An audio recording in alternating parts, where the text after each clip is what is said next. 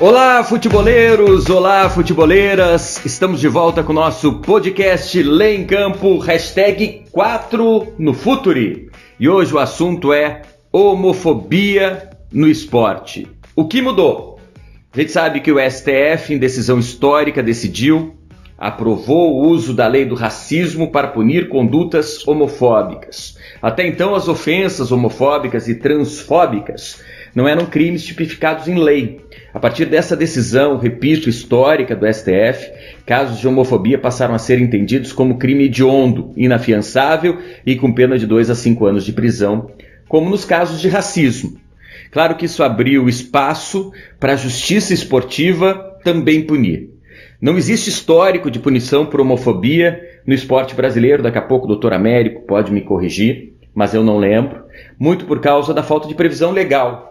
E isso contribui para um ambiente homofóbico e preconceituoso? Claro que sim. Com essa mudança legal, clubes se uniram num grande movimento para combater a homofobia. Mas afinal, isso vai mudar o comportamento dos torcedores? Como a justiça desportiva deve se portar a partir de agora? Não só no Brasil, mas na Europa também. Vamos atrás das respostas, perguntando para as pessoas certas, os nossos especialistas. O podcast Lê em Campo, hashtag 4, já está no ar. Futuri apresenta Lê em Campo.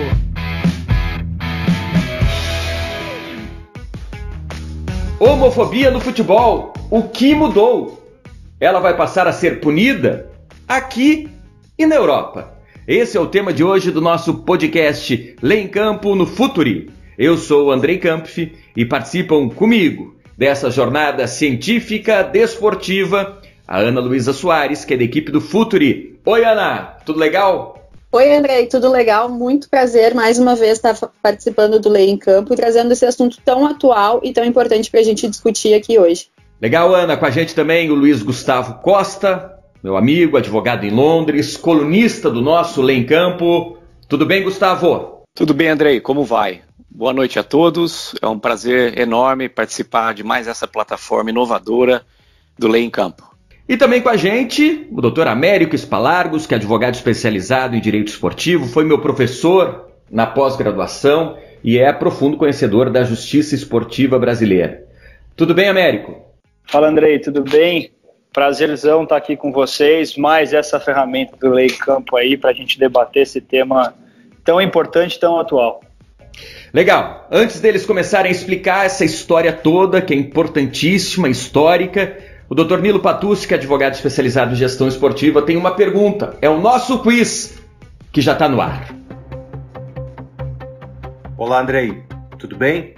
Como no podcast de hoje o assunto é homofobia, no nosso quiz a gente quer saber em que ano houve a primeira denúncia pela Procuradoria do STJD por atos de homofobia praticados por uma torcida. Alternativa A, 2016. Alternativa B, 2017. Alternativa C, 2018. Ou alternativa D, 2019. Pensa aí que eu já volto com a resposta. Então, pensem, reflitam, Dr. Nilo volta daqui a pouco, ele vai dizer se você acertou ou não o nosso quiz. A gente sabe que o futebol está mudando, o árbitro Anderson Daronco, ele parou o jogo do Vasco contra o São Paulo, depois que a torcida vascaína começou a gritar cantos homofóbicos na partida. Foi a primeira vez que um jogo foi paralisado no Brasil por conta de gritos homofóbicos, de manifestações preconceituosas. Na França foram 3 paralisações recentemente, pelo mesmo motivo. Isso tem acontecido em função de um grande movimento que a gente enxerga para se combater manifestações preconceituosas no esporte. A gente já citou a decisão do STF, que aconteceu esse ano, equiparando a homofobia aos crimes de racismo.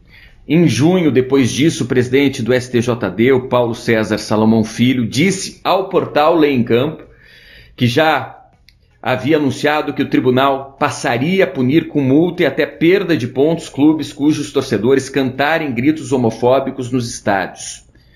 Logo depois, a FIFA divulgou em julho uma circular, a 1662, e essa circular determina a adoção de procedimentos por todas as federações membros e respectivos árbitros no combate à ocorrência de comportamentos discriminatórios durante partidas de futebol. Em agosto, a Procuradoria do STJD se manifestou em documento assinado pelo Procurador-Geral, o Felipe Bevilacqua. A entidade também recomendou que os clubes e federações realizem campanhas de conscientização com os atletas e também com torcedores. E os clubes acabaram entrando nessa, que bom, com campanhas muito interessantes que reforçam algo importante. As manifestações têm que parar não apenas porque podem ensejar em punição esportiva, mas porque elas alimentam algo que é condenável, que é o ódio e também o preconceito. Duas manifestações, claro que sim, precisam ser combatidas. Então vamos começar a conversar com os nossos especialistas, a começar pela Europa, com o Dr. Luiz Gustavo. Doutor, como o movimento esportivo recebeu essa determinação da FIFA por aí? Olá, Andrei. Foi bastante difícil escutar logo pela manhã, depois do jogo de Nice, entre Nice e Marseille, que o árbitro teve que parar a partida, tendo em vista já ter sido a terceira vez na França. Aqui na Inglaterra a notícia caiu como uma bomba e, obviamente, o atual movimento de repressão à discriminação na Inglaterra tem se concentrado em racismo e não contra algum tipo de discriminação por orientação sexual, como vem ocorrendo na França. Então, aqui na Inglaterra, o certo tipo as medidas de prevenção contra discriminação têm sido principalmente focadas no racismo. Já na França é diferente a história. Temos aí alguns exemplos mais recentes sobre racismo, mas especificamente em relação à discriminação por orientação sexual. Então, essa determinação da FIFA também ela pode ser encontrada através do guia de boa prática da FIFA sobre diversidade e antidiscriminação, e o árbitro daquela partida entre Nice e Marseille agiu de forma correta e aparentemente de acordo com a orientação da FIFA. Doutor Américo, vamos trazer a questão um pouquinho para o Brasil, depois a gente volta a falar com o Gustavo sobre essas questões na Europa.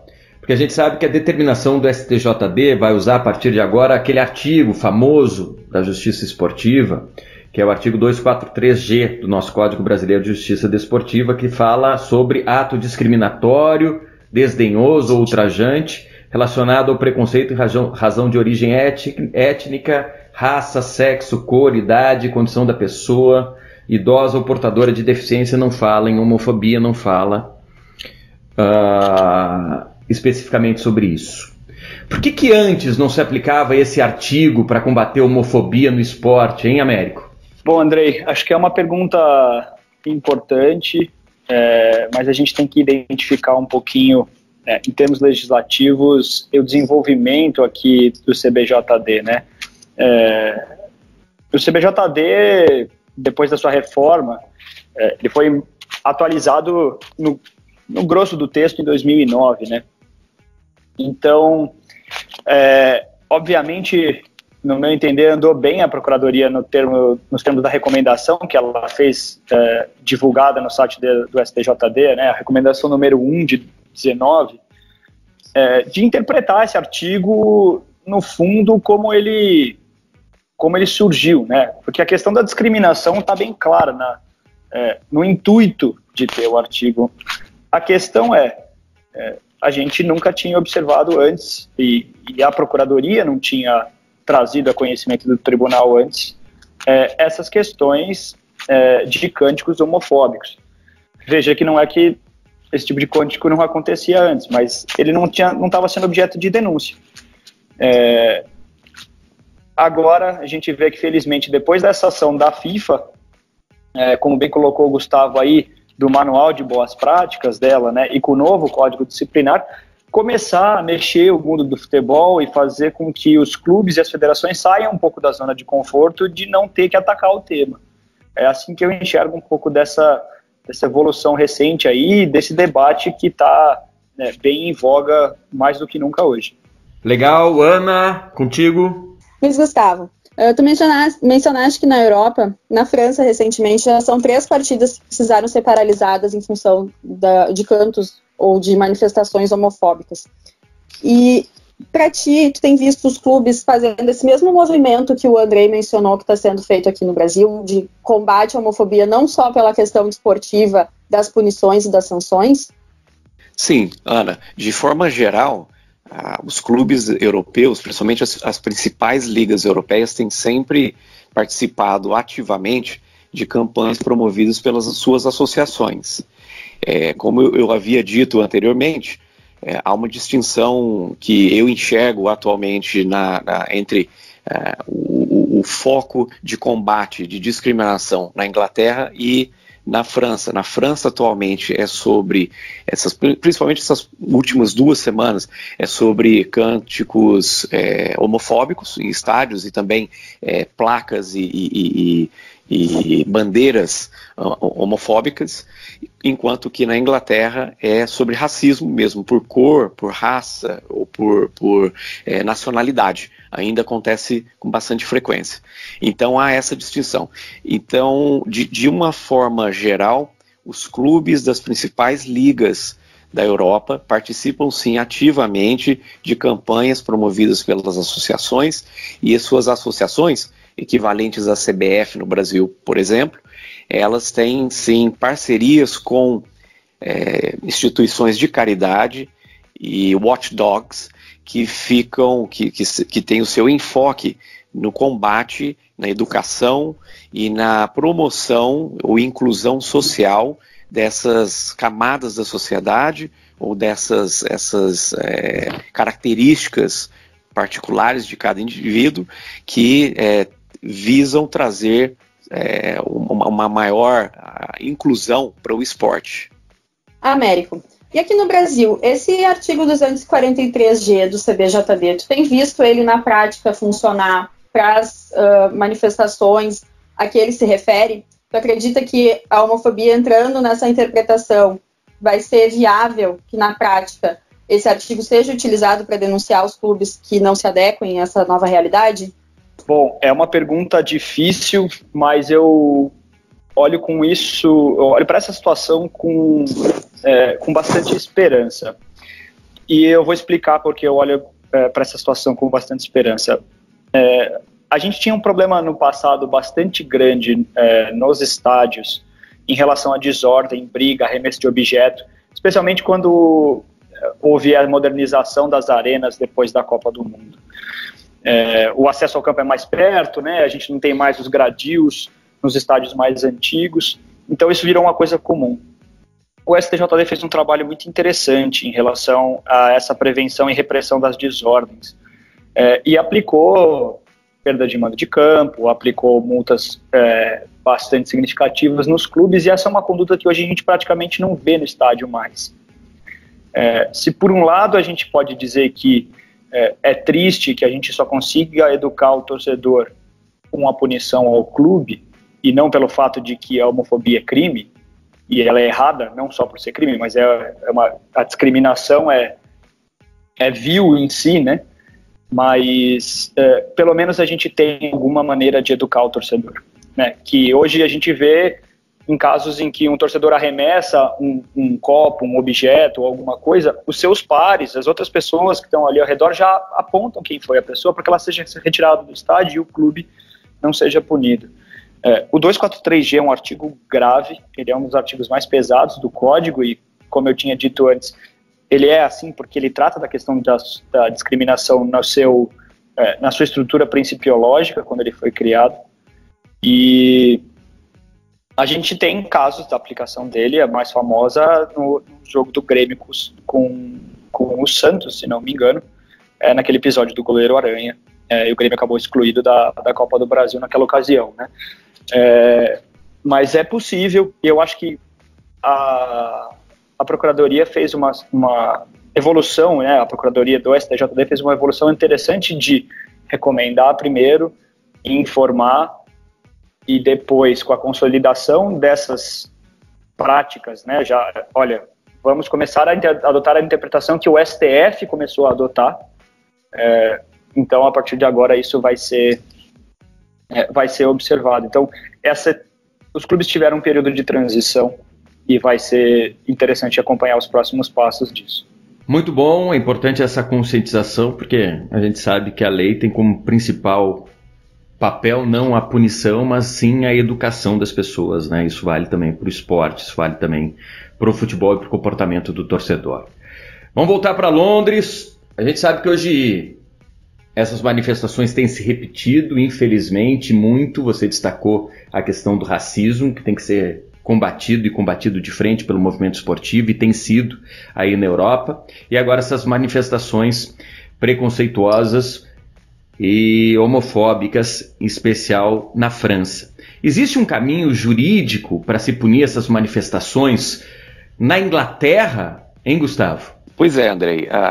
Primeiro, eu acho que antes de mais nada, nós temos que trazer à tona o Código Disciplinar da FIFA, não é mesmo? Porque ali o Código Disciplinar da FIFA já traz em alguns dos seus artigos, o artigo 57 ou então o artigo 58, por exemplo, como formas aí de proibição de discriminação, e impõe suspensão, por exemplo, de membros ou torcedores que praticam de tal ato, suspensão de ir assistir a partidas, ir ao estádio, em alguns casos até mesmo multa, salvo engano, de 20 mil francos suíços, poderiam ser impostas.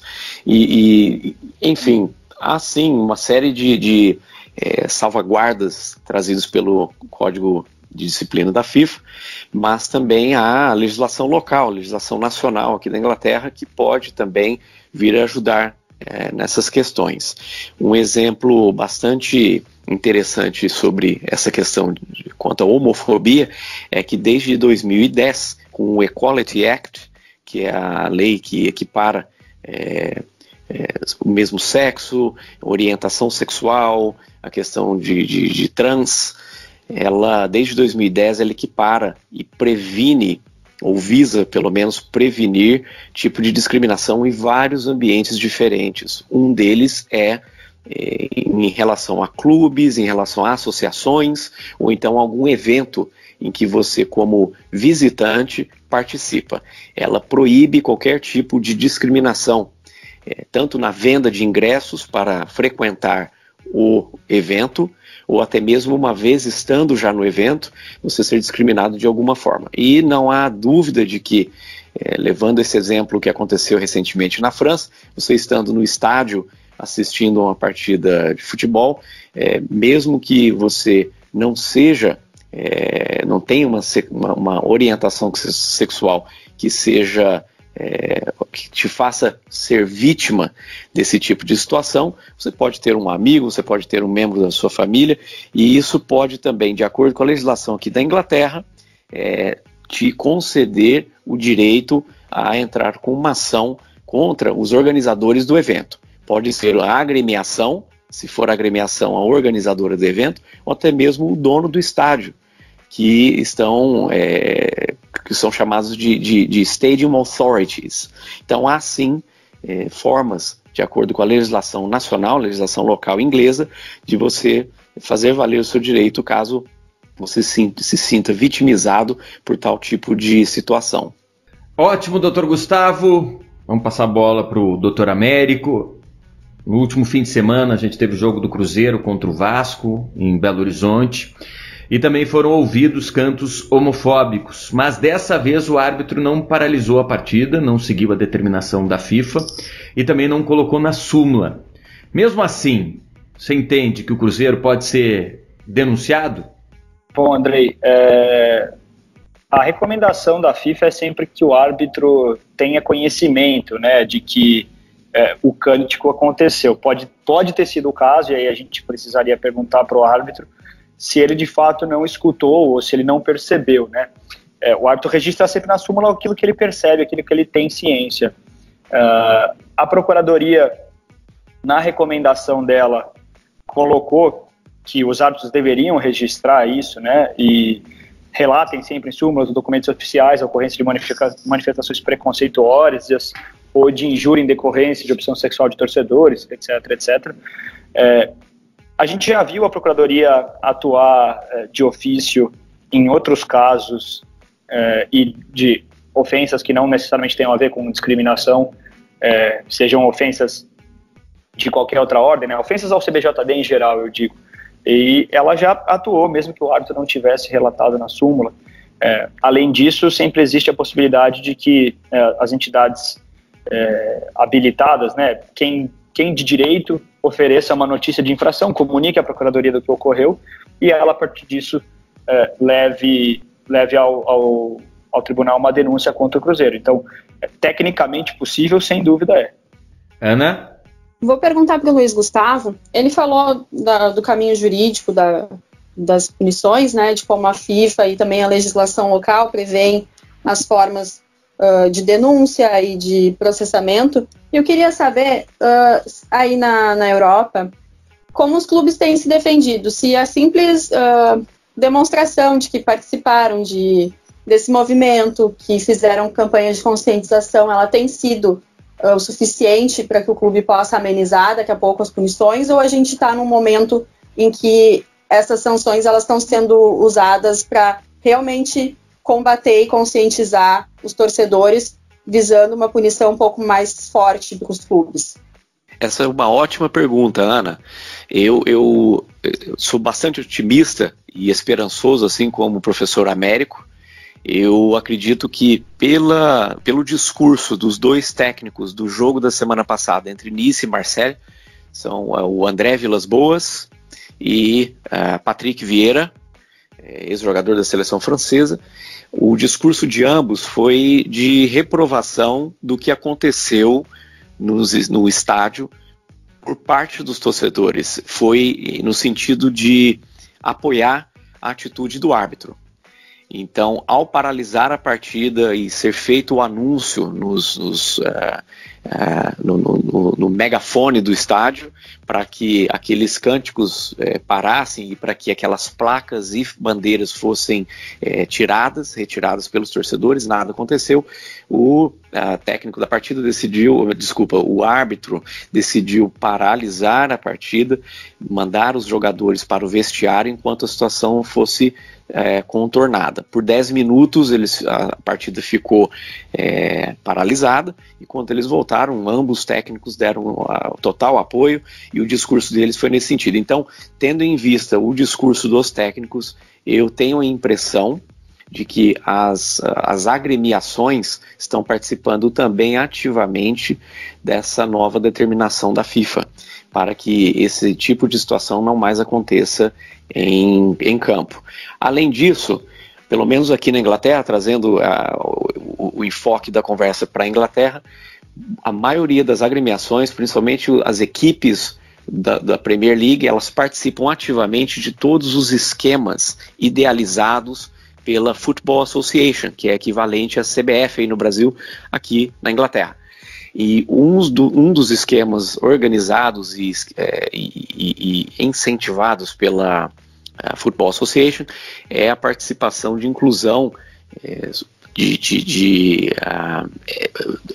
LGBT na prática do esporte e também através de campanhas. Uma das campanhas mais recentes que nós tivemos foi quando os atletas entraram em campo utilizando os cadarços das suas chuteiras com a cor do arco-íris.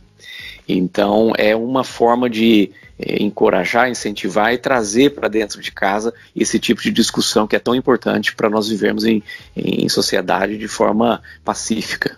Vou trazer então essa pergunta para o Brasil com o Américo, a respeito da participação dos clubes agora, que a gente está vendo um movimento em que eles estão se organizando, principalmente para evitar punições, né? Mas a gente sabe que, assim como aconteceu na prática da violência dentro do estádio, os crimes de tumulto, que os clubes participaram ativamente também pedindo aos torcedores que revissem essa postura, se a gente está perto de começar uma mudança nesse comportamento que é muito comum no futebol, porque as rivalidades, enfim, toda vez que a gente tem uma diversidade dentro do futebol, os xingamentos de cunho sexual, eles ainda são os principais. Ana, eu acho que a gente tem que começar sempre em algum lugar, né? E acho que os clubes deram esse primeiro passo agora.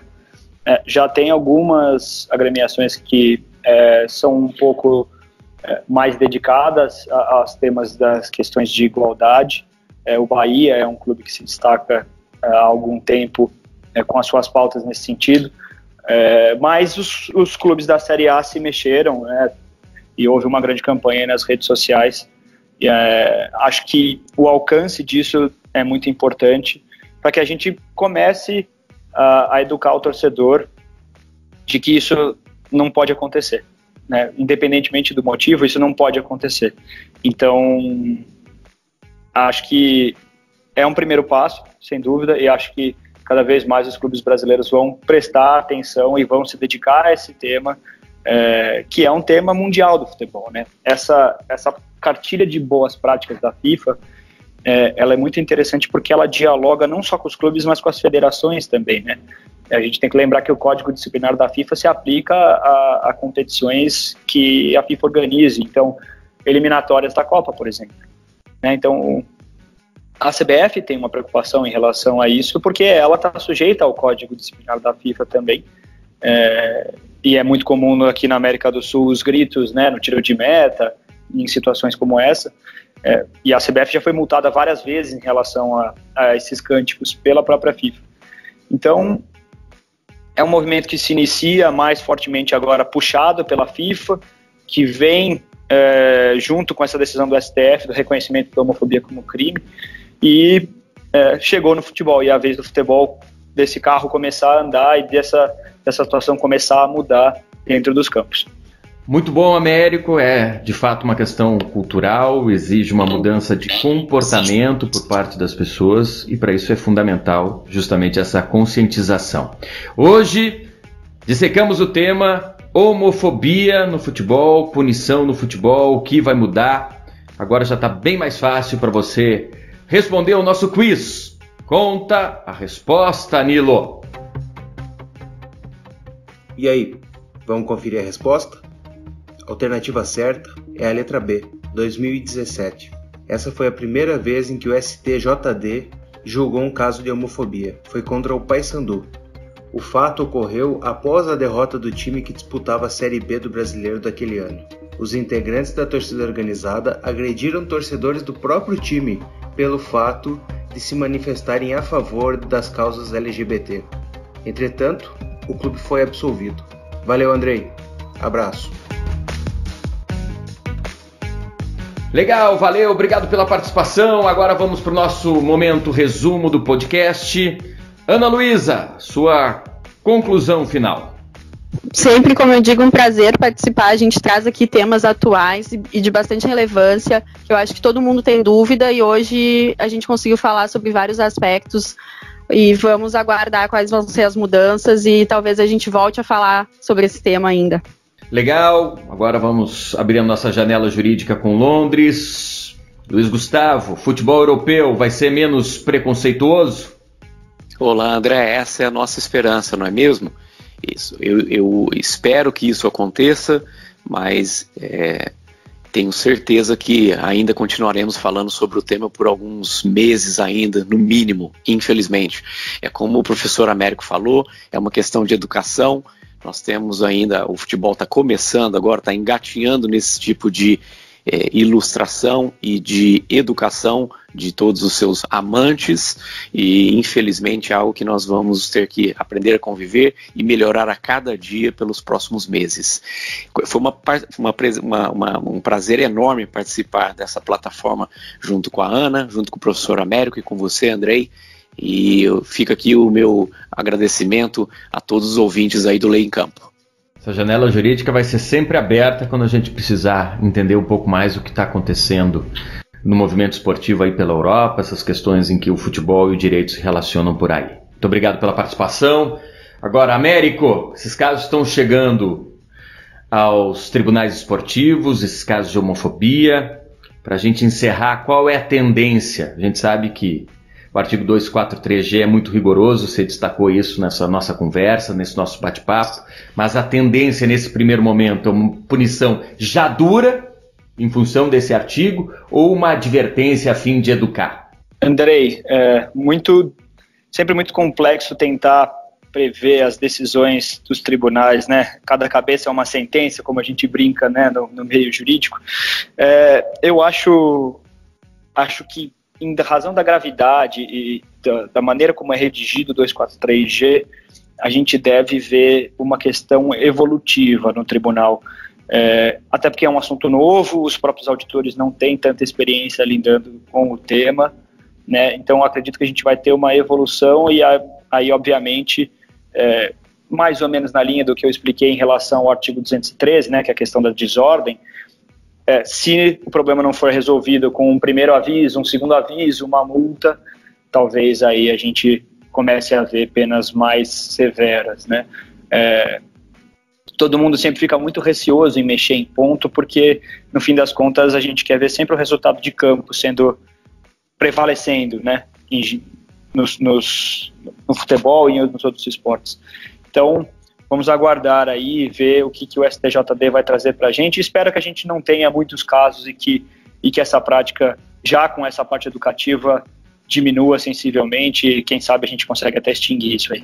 Muito obrigado, Américo Spalargos. Muito obrigado, Dr. Luiz Gustavo Costa, Ana Luísa. Antes da gente se despedir, de verdade, aquela dica literária sempre importante do nosso Lê em Campo, aquela tabelinha para mim indispensável entre esporte, direito, literatura. Conta pra gente o que você achou, Alexandre Barreto. Olá, tudo bem?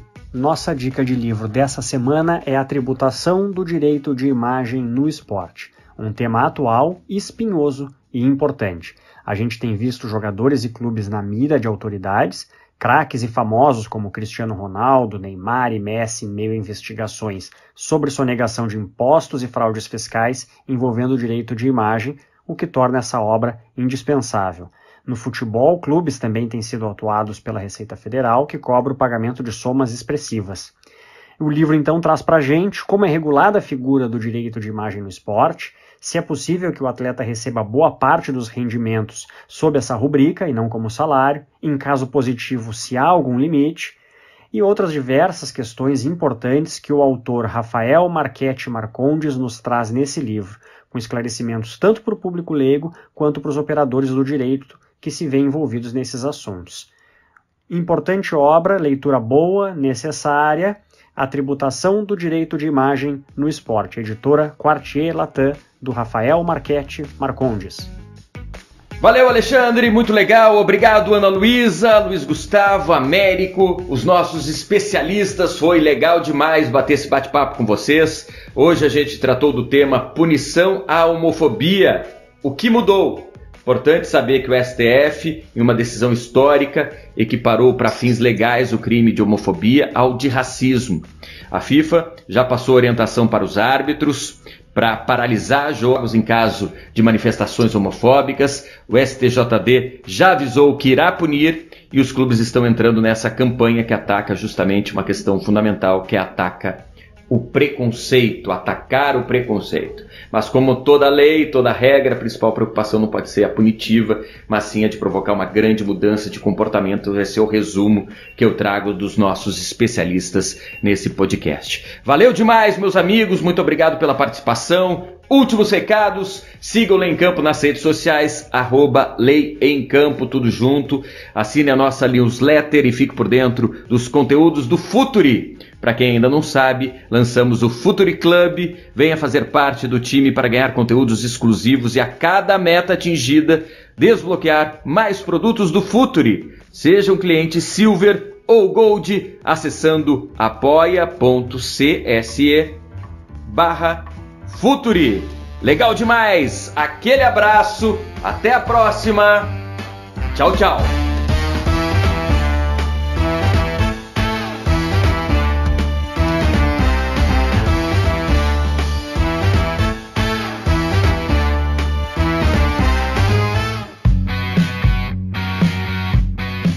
Futuri apresentou Lei em Campo.